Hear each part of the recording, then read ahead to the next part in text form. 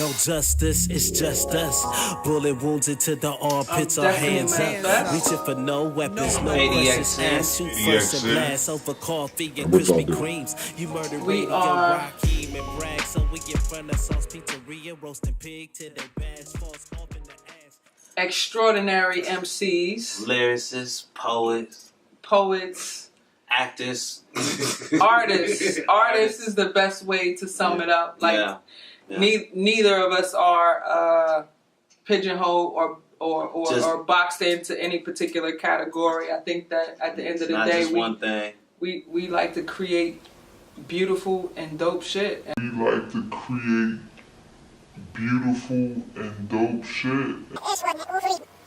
We like to create beautiful and dope shit, and that's it. And it has various forms of manifestations. I would agree. So we just had an interesting conversation here a second ago about a line that you dropped, and it was so interesting that I think that you should let the people know what you just said, just so they know what you coming with, the knowledge that you coming with, the For sure.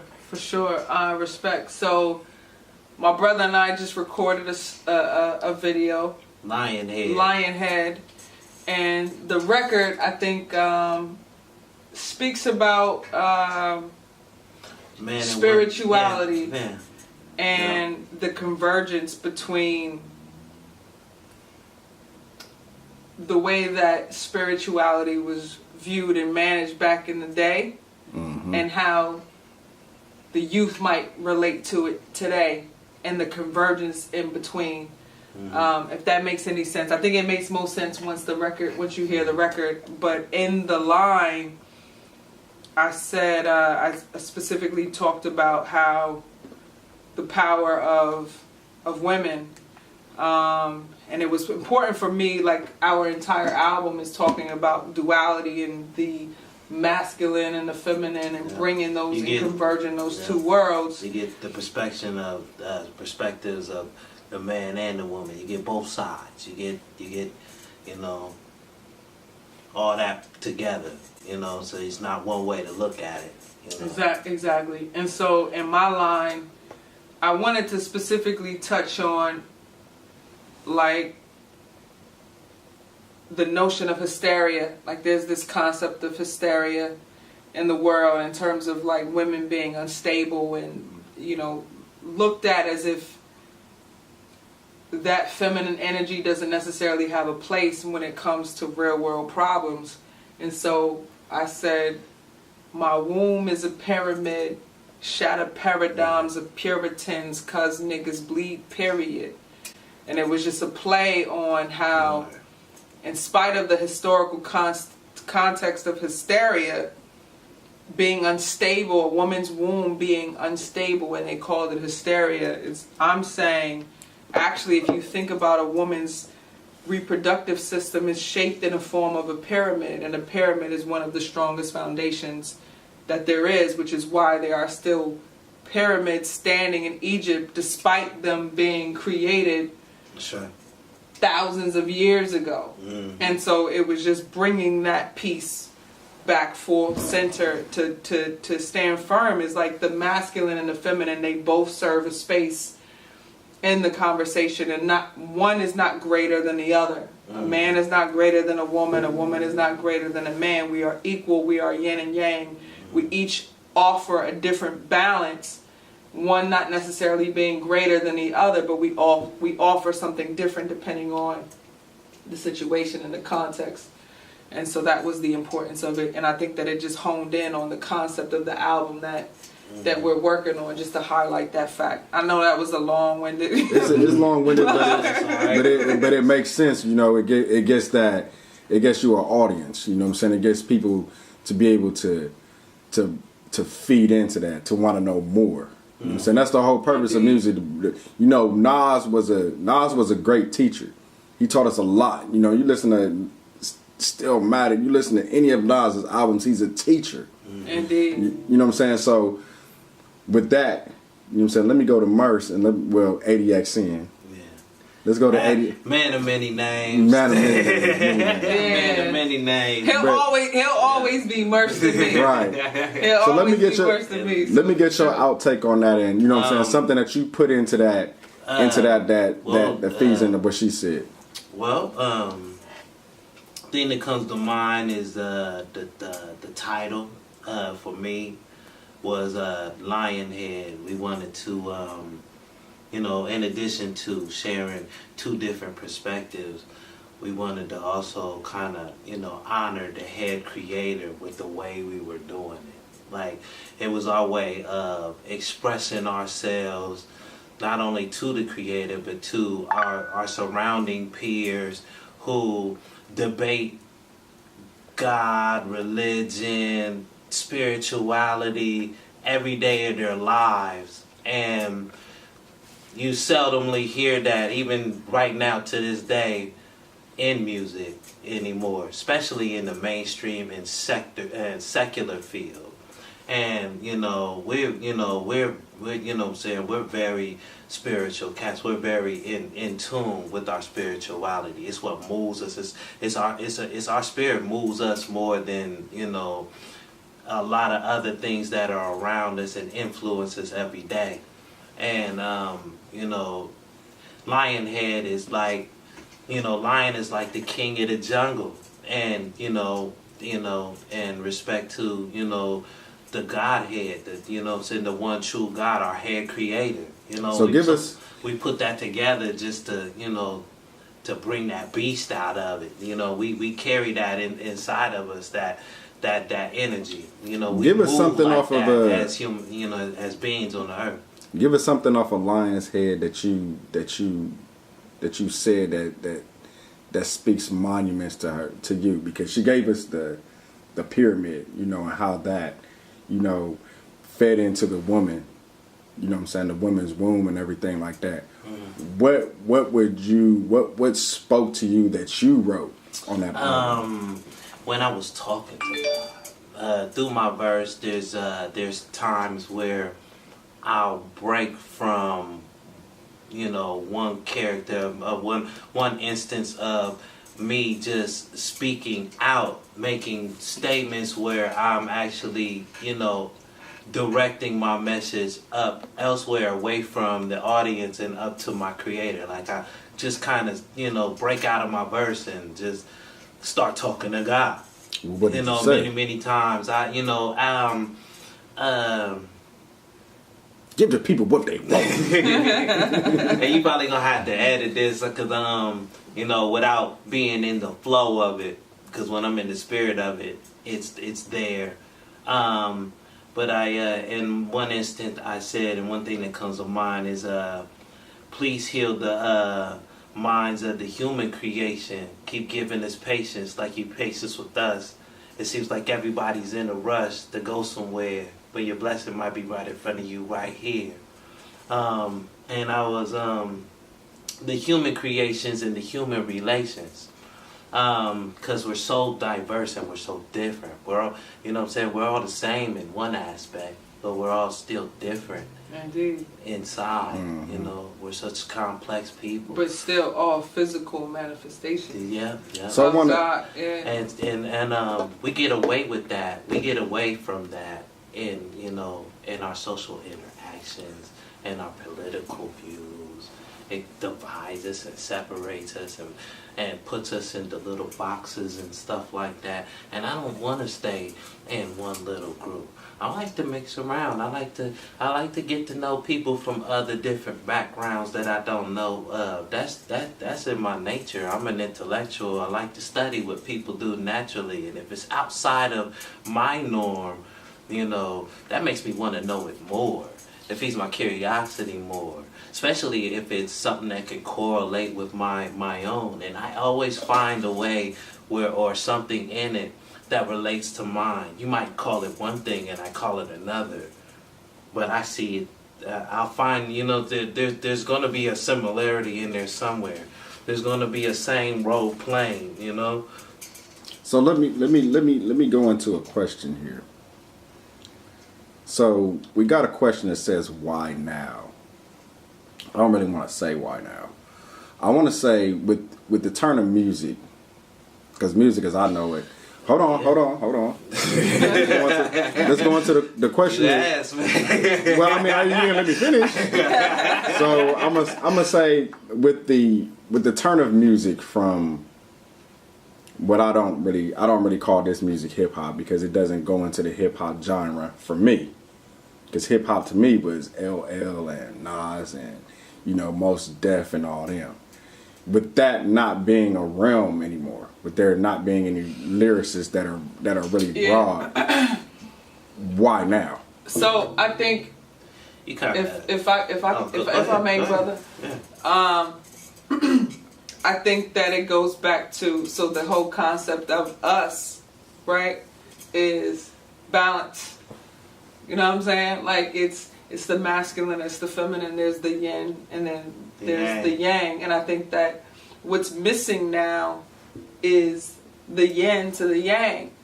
And I think that as it comes and as it pertains to like hip hop, in my, from what made me fall in love with hip hop is that it was a reflection of everything that was going on in society and culture, right? And so it spoke. It was a vehicle for expression for the disenfranchised, people who didn't have a voice to express themselves. And so it was that outlet. It was that opportunity to speak to the people in a particular way. And I think that back in the day, it was a little bit more balanced. And now it's not as balanced. Like everything is pretty much the same, which is cool. And I respect a lot of what the young cats are doing. Because at the end of the day, we still black, we still nigga, we still trying to feed our families the same way. In my perspective. So I feel like it's our responsibility, instead of sitting around and being like, damn, where the fuck, like, why is there no balance? Well, why the fuck aren't you making some shit to offer the fucking balance? And so that, for me, that's the why now. My thing is, I see it like a teeter-totter that's no longer in movement. When you're a kid, you're playing on a teeter-totter, and you need one and the other to make the teeter-totter move.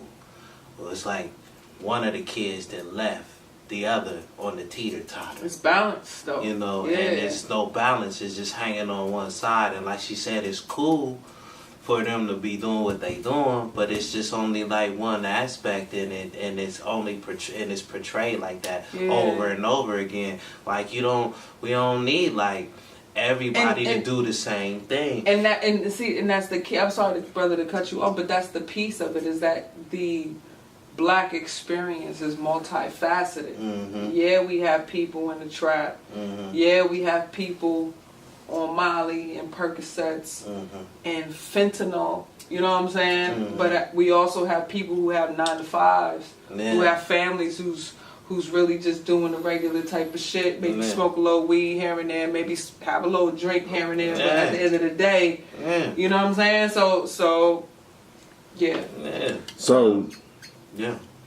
let me flip-flop this real quick.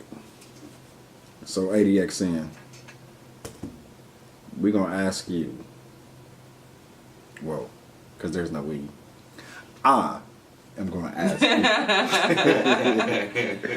you, what's your influence like? We'll start with what's your influence, and we'll get to who influenced you after that, because it's kind of like a 2-part question. But because there's always an influence. Like Malcolm X inspires me to talk shit to people. But what's your drive? Like, what pushes you to get to this point right now? Not who, but what? The elements. I fell in love with the elements a long time ago. I can't put them down. They surround me in the natural, and they surround me and they are in me in the spiritual. I can't put them down. Just like there's fire, water, the oxygen we breathe, and the ground we walk on. I can't. I need turntables. I need crazy mad selections and vinyl. You know what I'm saying? I love when my brothers and sisters react to what's being played, the break beats that are created off the vinyl. I love it when somebody has something bubbling up in them that they can't help themselves but to grab a microphone and start talking to the people about what's going on in their spirit. There's throughout the different genres of music, you know what I'm saying? Not taking nothing from that, because hip hop is all of that. You know what I'm saying? That was the one unique thing that was a collaboration of all that, from blues, jazz. You can get a little bit of everything when it comes to hip hop. Hip hop is the gumbo I like. So who's your chef in your gumbo? Like who is your influence? And we're not gonna say like everybody, but if you had to pick one out of the thousands of artists and MCs that's out there now that really rocked the mic, that really spoke to you, who can you, off the top of your head, who was your chef? I would say, man,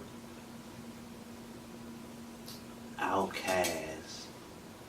Definitely Outkast, man. Both of them brothers, Andre and Big Boy, man. The both of them brothers, they had every album was different. They everything was different from them. But that's one of the things I liked about them, is that they always advanced. They never stayed in the same demographic. That from the beginning, they always just kept growing and growing and growing. You know. Another part of them was they, you know, I could relate to their southern style. It was like something that my family was always, you know, and you know, we rode Cadillacs, man. We, you know what I'm saying, we were into stuff like that. Even though we right here in the Midwest with the funk, that was another thing that was something about them, is a lot of their music had a funky, you know, an influence in it, you know what I mean? And I listened to crazy mad funk, like they were like the new modern Parliament for me, looking at them cats, you know what I'm saying? Right. Another one would be The Teacher, KRS, man. I love Chris, man. KRS was from his BDP days, like his approach, his voice, his, you know, his delivery, and the convicting messages that would come from him was like, you know, it kept you on your toes. You know what I'm saying? Right. You couldn't slip around Chris. Chris will keep you up. He still does. And he still does. Yeah. You know. And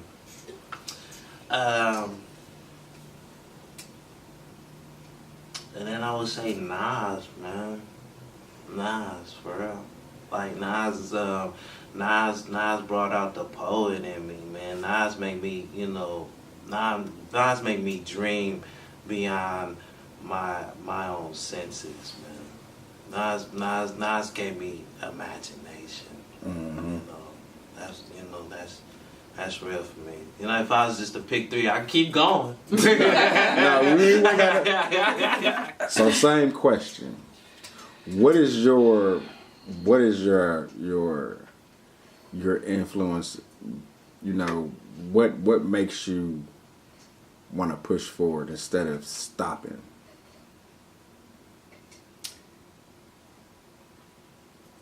I can't escape it. I mean, I think when you said what you said in terms of like you can't get it out of you, like I connect with that.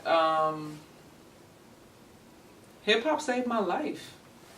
You know, like it has and was and always has been for me an opportunity for me to express myself. And so, if nothing else, I have to get that off. You know, so a love for the culture of it, a love for the history of it, but also most importantly for me personally, just to keep it personal, is that it saved my life. Like it's an opportunity for me to express myself in a way that there's no other outlet for that, and then it's something that's just in my bones. Like I can't escape it. So since Merce was stirring up the pot, he got his little chef, so I'm gonna have to throw that back at you. Like, so who's your chef? Who's your chef? My chef. Wow. What you name, bro? You had three? Yeah, I just named 3. I wanted to keep going. If Out of respect to a lot, I got respect for a lot of artists out there, Amen. for real. Amen. Right. You know what I mean? No, for sure. You know how you don't want to miss nobody, Right. for For real. sure, You know what I mean? for sure. And then you name, you know what I'm saying? You be like, hey. I mean, I got my I got my top 3 too. So I mean, I think for me, I'm like oddly though, there are 3 artists that have influenced me in a way that no other artists have.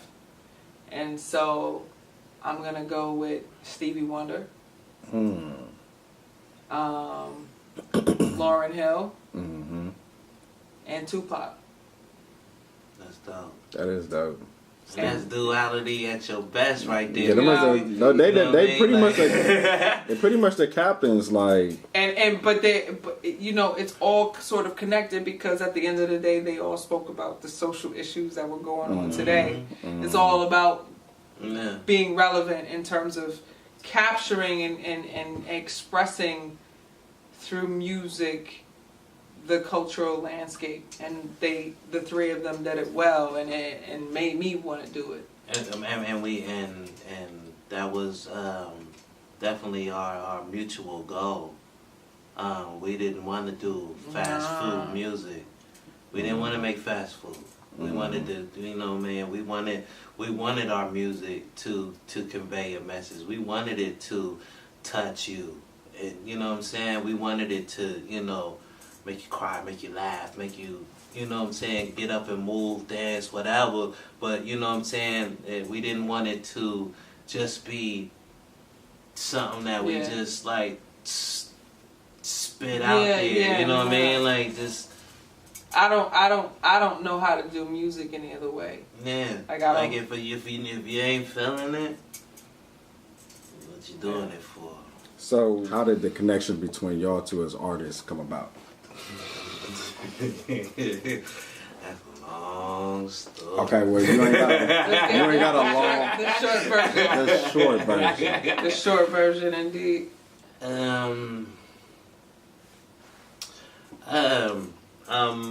A friend of mine from the neighborhood had his cousin, which is DJ Marley McFly, producer and artist during the times of the '90s and all of that. Was doing this thing, and he told me about him. And he wasn't too far away from my neighborhood.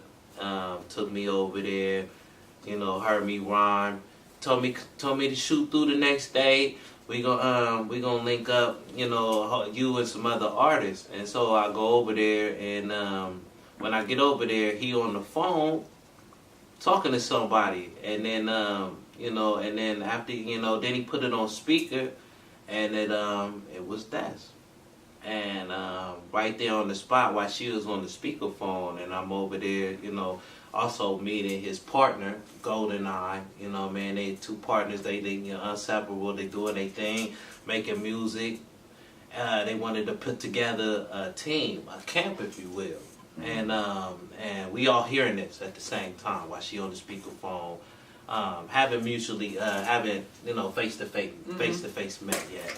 After you know, that was all settled and done. We doing this. We going to the studio. We getting ready to make music. Me and her were introduced over the phone, and she told me where she stayed, and I'm going back that way. So I was like, you know, it's not too late.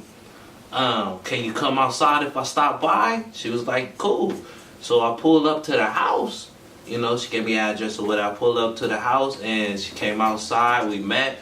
You know what I'm saying? And I wasn't driving right there. When I say pull up, I really mean like we was catching the transit. We was teenagers. Yeah, we was teenagers then. You know, she came outside, and I'm at the bus stop just chilling, you know, waiting for the bus, but it was convenient because it was like right across from her crib. And so then we got to meet up, you know, and it went from there.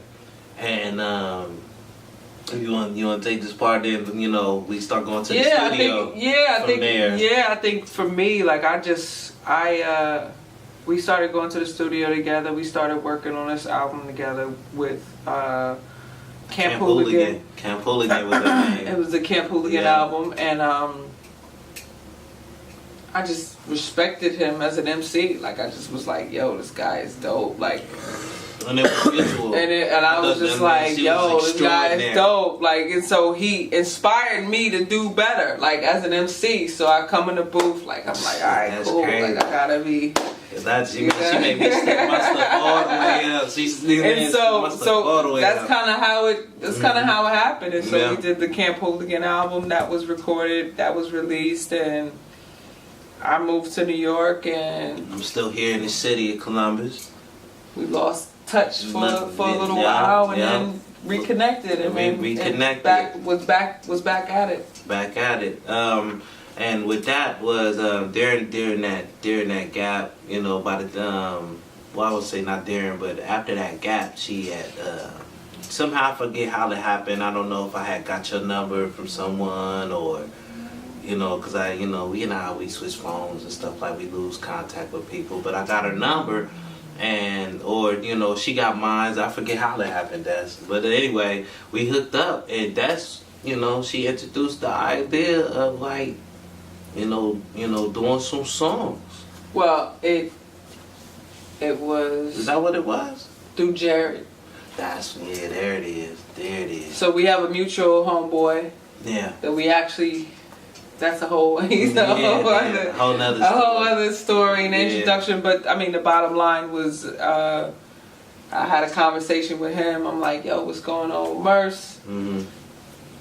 Yeah, I was like, I hit him up. Yeah. Hit him up, and now started working. Yeah, and now mind you, back then, you know, when we was doing the Camp Hooligan album, we kind of talked. You know, we had nothing in the workings. Like, we didn't have no songs or nothing, but we used to talk about, like, sidebar to Camp Hooligan, like, doing something together anyway.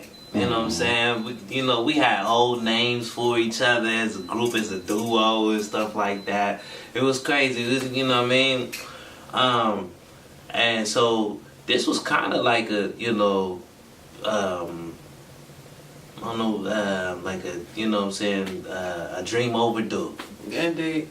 A dream overdue. Gotcha. You know what I mean? Like something that's been... Long story long. Yeah. Long story long. Yeah. So Merce is kind of long-winded, because once you start telling the story, he used to say, like, what you used to say? He used to be like, because his favorite thing, because every MC has something when they freestyle that they continuously, repetitively say. Like, Merce's always thing was like, when he start getting the movie, he be talking about, I'm like a chef stirred in the pot. Like, you know what I'm saying? So he long-winded, but it's good because you get the storyline on it. So what should we look forward to? Like, what do you want the people that are gonna view this? What do you want them to look forward to? Because we're not gonna see no big butts and, you know, fake hair and blue hair, and I mean, unless you decide to get a butt. You might. I mean, if you decide to get butt implants, I mean, that's on you. But I'm just saying, like, I don't know. We got a song called MDR, Money Drugs and Revolution. So you might drive, you know, fuck trap. Yeah, I think in terms of what there is to look forward to, I think just music that is relatable to the dynamic human experience, and not necessarily pigeonholed to the club. We gonna talk about the club in today's community, man. I mean, you know, we gonna talk about the club, but we gonna also talk about what it's like when you're not in a club, when you home, when you with your woman, and your baby is crying in the other room. You know. And we also gonna talk about when you and I might not be, you know, clicking today.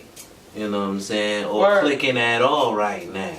You know what I'm saying? Or, you know. So, you know, just like you're gonna get the human experience. The human experience in a more dynamic way, where it's not, again, we're not just talking about one particular experience or one particular facet of. We pulled out you know, things that issues that we, you know, that we see every day or might even live ourselves, but not really talk about. You got people that go through their whole entire life without getting that stuff up out of them. Mm-hmm. You'll mess around and not talk to your whole family, or be around your family, or not reach out to your loved one, or burn a bridge with a friend, over holding some of that stuff in. And we sat back and we thought, as we, cause she real dope at beats, man. She dope at beats. She, she'll swing some sound and she'll be like, what's that sound like to you? And depending on whichever one of us, hear it, and hear it for what it is, we'll say like, yo, or Des or I'll be getting an idea and something will come out of it. She'll be like, we should talk about when we, you know what I hear when I'm listening to this. And that's kind of like the chemistry that goes along with. And I think, so the one piece that we neglected to say and to mention that is that I live in New York, he lives in Ohio. Mm-hmm. You know what I'm saying? And so everything that we've been doing so far is really just an exchange over cyberspace. Through cyberspace. It's like yep. I'm like, boom, here's a beat. We Dropbox is our best friend. Mm-hmm. You know what I mean? Yeah. And it's like, yo, here's a beat. I think I hear this to the beat. Whatever, go with it. Sometimes he'll kick it off. Sometimes I kick it off. And it's just an exchange. Organic and experimental. Very organic and experimental. Like, this is a huge grow room with some big butts. You said some big butts? Yeah, he did. Some big buds, man. That's what I heard the same shit you heard. I was thinking about butts, like... I heard the same shit you it's heard, a big bro. grow room. I mean, I'm just saying, it's 11:31, the freaks come out at night. Amen. I guess how I want to end it is, when's the release? I mean... I'm gonna just say, like, with all the garbage that we gotta endure on a day-to-day basis, like, I heard a little bit about it. I heard a little bit of it. You know what I'm saying? Merc's been talking about it for forever. It's been a year. And so it's been almost a year. So when's the release? Where can people pick it up at? Where can they get it at? Where can they see it at? Where can they sample it? What are your intentions? So right now, like, we are in, like, the album is done. So we are finalizing the mixing and mastering, and I think that we started on some visuals. We got the visuals going.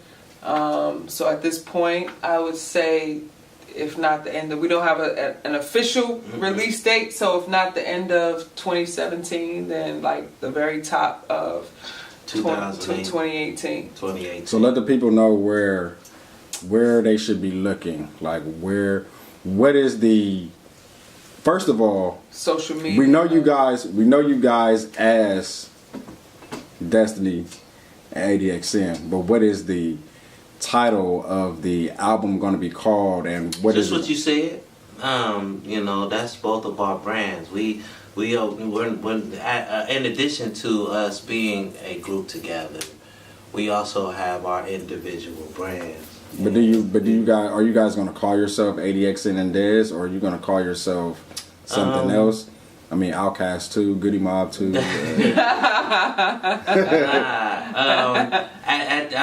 It did start somewhere.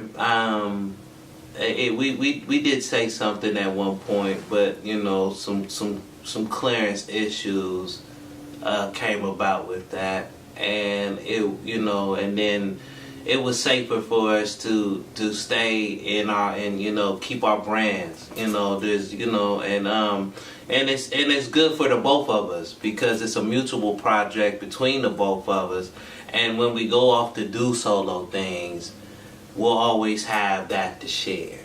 Mm-hmm. And so I think that's good, because if you're a fan of Destiny Manifest, you're gonna get privy to the album, the So is she Destiny gonna- Manifest ADXN so you got- album. You're gonna be privy to that, and the same thing with my brand. If you're a fan of ADXN, he's on my first solo album, and I'm on his first solo album.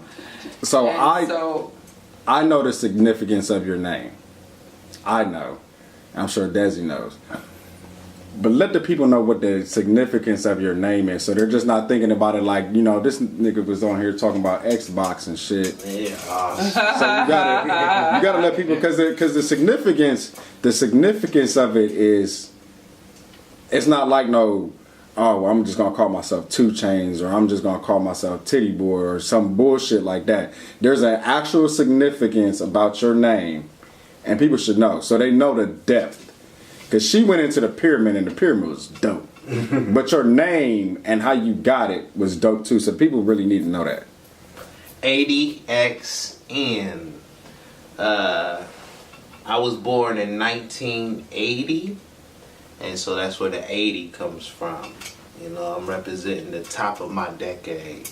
The XN is my government last name, Christian. XN is the abbreviation for Christian. I put the two together, ADXN. My real name's my rap shit. And that's dope. So I'm gonna just wrap it up, because that's all the questions that we got. But y'all can actually see the depth of this. So it's not, you get a real life perspective on a man and a woman besides Jay-Z and Beyonce and Meek and Nicki and all the rest of this other stuff going on out there. But you get a depth of it from a man's point of view and for a woman's point of view, and how spiritual and intellectual it is. So I guess that's about to sum it up. Power to the people. Amen. Destiny Manifest. ADXN. We came Peace, up in y'all. the school of the hard knock. In the slums all night, heard the gun pop.